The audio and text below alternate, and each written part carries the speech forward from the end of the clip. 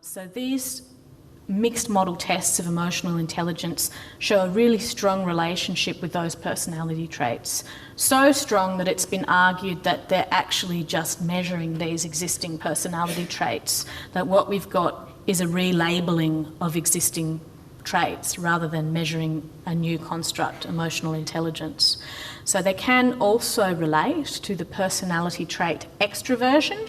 So being extroverted means you tend to enjoy the company of others, you tend to feel positive emotions, and you tend to have a lot of energy.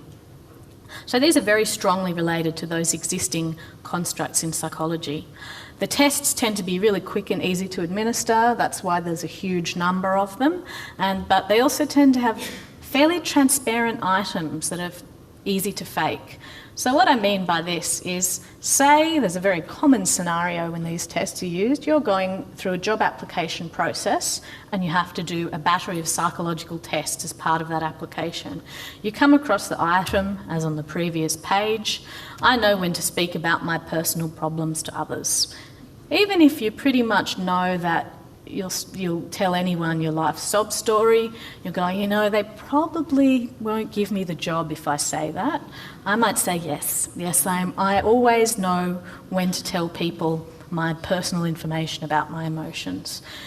So this is a bit of a problem for these types of rating scales, and there are a few ways that psychologists and human resources consultants try and get around this transparency, but it is an issue. It is a bit of an issue for these types of scales. Whereas ability models, unlike the mixed models, the tests don't relate very strongly to personality, so they're clearly measuring something different from what we already know about in psychology. They do tend to relate to intelligence. So remember I said earlier that, at least in the popular conceptualisation that grew out of Goleman's book, emotional intelligence was held to be something completely different from standard types of intelligence. This is not really the case when you measure it as the ability to process emotions. These tests, they tend to relate to the knowledge part of intelligence rather than the reasoning part of intelligence. So we might propose that these tests are measuring knowledge in a particular domain, and that domain is knowledge of emotions and social stimuli. However, the relationship to these intelligence tests is not as strong as the relationship between personality and mixed model tests of emotional intelligence. They are actually clearly separate from existing IQ measures. So we've got something new here. We're measuring some sort of knowledge about how emotions work. However, these tests, or rather the test, the Mesquite, there's no other commercially available ones, it's really a pain in the neck to administer. So the Mesquite takes between 40 minutes and an hour for a person to do, and the scoring is very complex and has to be done by the company that owns the test, Multi Health Systems. It's not very transparent how they score the tests.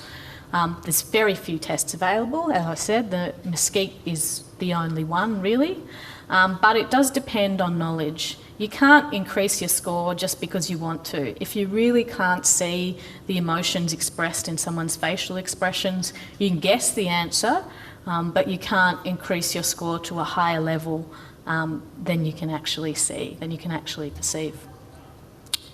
So these are the two emotional intelligences.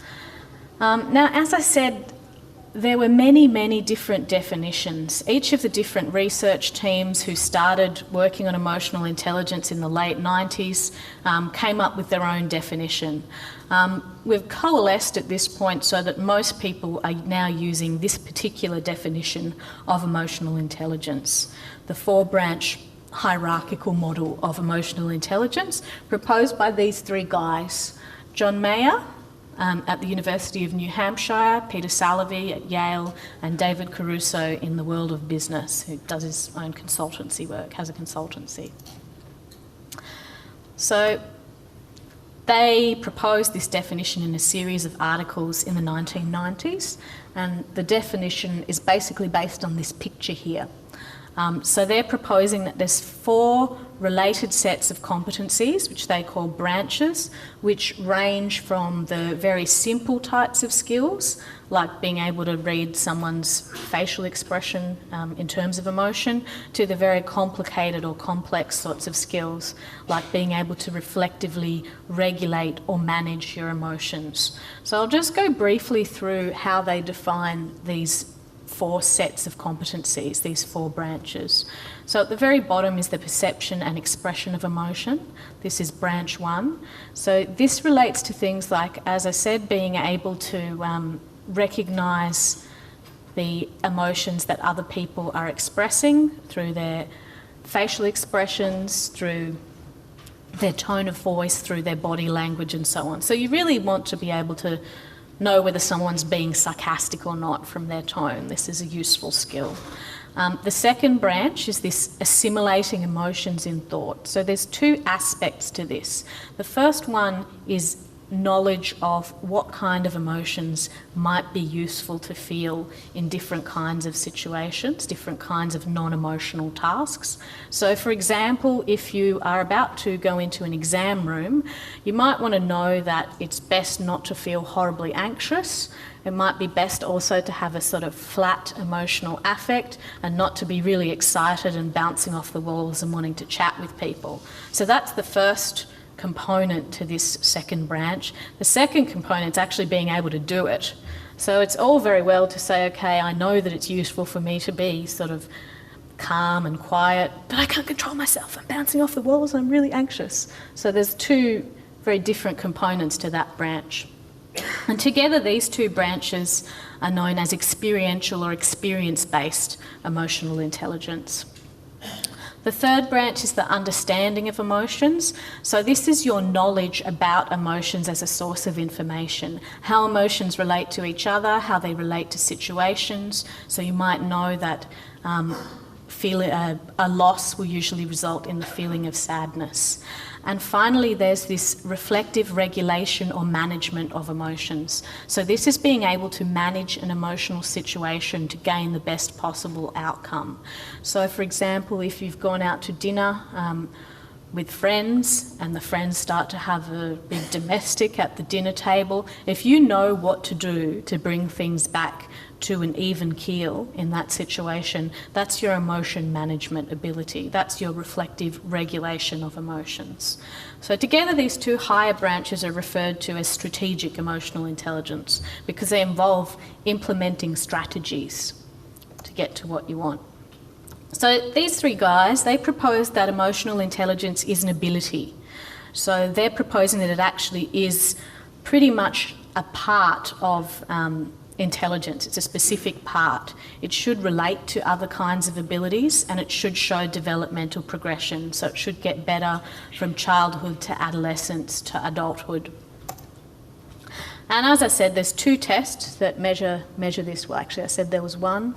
And then there is the precursor that was used only for research. So the Mesquite, the Mayer-Salovey-Caruso Emotional Intelligence Test, that's the commercially available one, and the MEIS, the Multi-Factor Emotional Intelligence Scale, was used to generate a lot of research.